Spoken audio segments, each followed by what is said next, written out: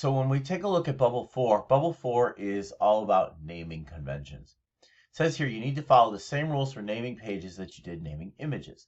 This page has some problems caused by poorly named HTML files. Click on the links to see which ones are broken. Change the file names and href attributes so that they follow good naming conventions. And then they kind of remind you what those conventions are that we use. So this web page is all about different types of lists. Don't ask me why these things go together, just the fact that they're lists apparently. So as we can see here, we've got a recipe link that doesn't seem to work. We've got a how to juggle link that doesn't seem to work. All right, and we've got fun facts about candy. That one looks to be working. So we know what we have to fix, and then we've got files over here in the file manager, but they're kind of all over the place. We've got a page called c.html. I don't know what that is. We've got a file called how to make scotcheroos, but there's weird use of capital letters and lowercase letters thrown throughout. And then there's this page here called new-3. So the new-3 is all about juggling. The scotcheroos one is that one that's got scotcheroos in the name, but it's a really long file name. And the c.html is top facts about candy. So let's talk about real world for a second. A couple things to note here. I know some people that when they build web pages, they use standard conventions all the way through. So for instance, if it's an image file they're putting on their website and they're going to put it in their file manager, whatever that file manager looks like on their website, they start every single image with a tag like img. So img filename.jpg. That way, when you're looking at this list, all the images are always stuck together. All right, when they're building pages, then you could start each one of those with PG, like page. That way, in the file manager, all those are put together by name. If you're not using that type of style, which you might not be depending on how evolved your file manager is, a lot of people just use folders. So it ends up kind of looking like an organized Google Drive. But instead of docs and spreadsheets and things like that, it's web page files. So all the images are in one folder. All the pages are in one folder. That way it's easy to locate and you're not scrolling through a list of 1,000 things where you only need one type of file and one of those 1,000 things might not have anything to do with what you're actually looking for. That's real world. But we've got this simplified file manager here that we want to clean up. So this first one, c.html, is the facts about candy. So I'm going to come over here and rename that candy.html.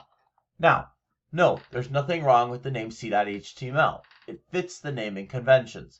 The problem is that now if I want to go back and look at it, or somebody from the outside is looking at my file manager trying to clean things up, I have no idea what that page is.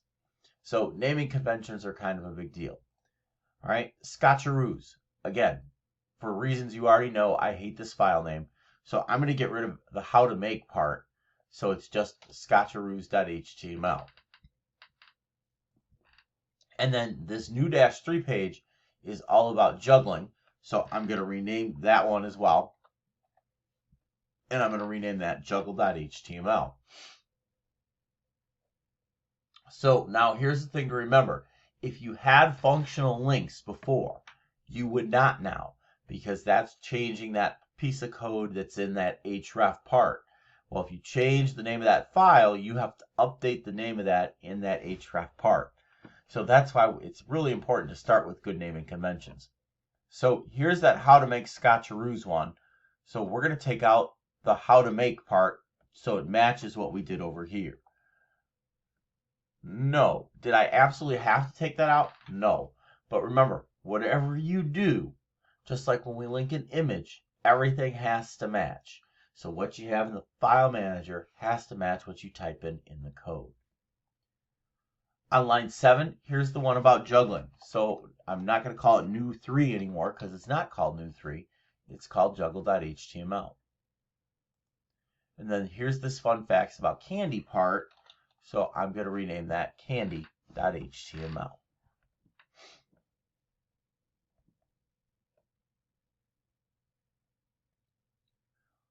All right, and so now the most important piece of this whole process, let's test it and make sure it works. So when I click on the recipe, it takes me there. When I click on how to juggle, it takes me there. When I click on fun facts about candy, it takes me there. So this is another one of those things that's also very visual. All right, I should see the link. It should have that blue underlined style, yes. But when I click on it, it better take me to the page I expect to go to. So that's the test you should be running. If this is a link that's supposed to take me to here and I click on it and it doesn't, it takes me to the wrong place or it doesn't take me anywhere, you know your code is incorrect. And that's when you need to go back and make revisions.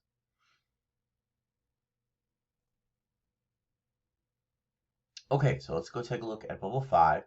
Here we're talking about making that nav bar, that common nav. So most websites use navigation bars to help you find your way around a site. They should be the same on every page. True.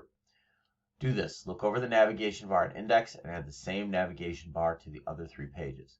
Now, I will tell you that I think this is not the perfect example of a navigation bar.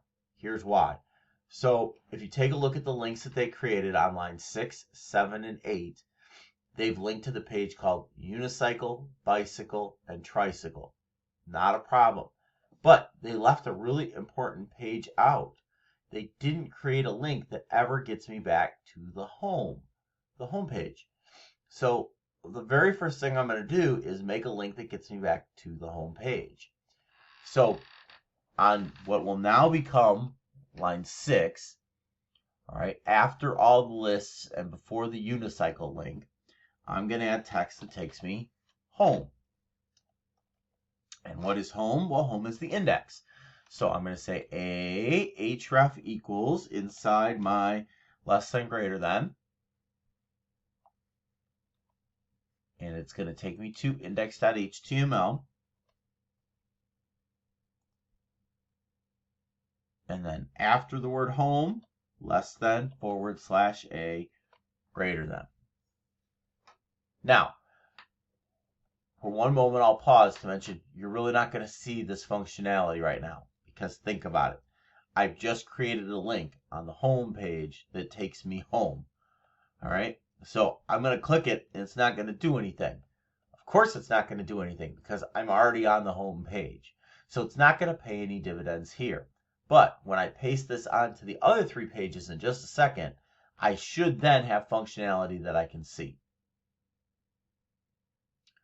Okay, so I have Common Nav made now. My navigation bar is created. So I want to copy lines 6, 7, 8, and 9. So all those lines that start with href equals are all going to be copied. Control C, remember, is copy. And then I'm going to go to each one of those other pages and I'm going to paste it on those pages. So you have to make a decision on how similar do you want your common nav to be. So on the bicycle page, I pasted it between bicycle and the paragraph because I wanted it at the top of the page, kind of like the index. And I'm going to do the same thing on the tricycle page.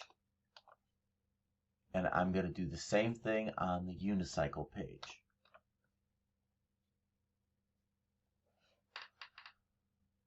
And that's all you have to do when you're building your common nav is make sure that that's copied and pasted onto all the pages. Again, if you do that first, it's a lot easier.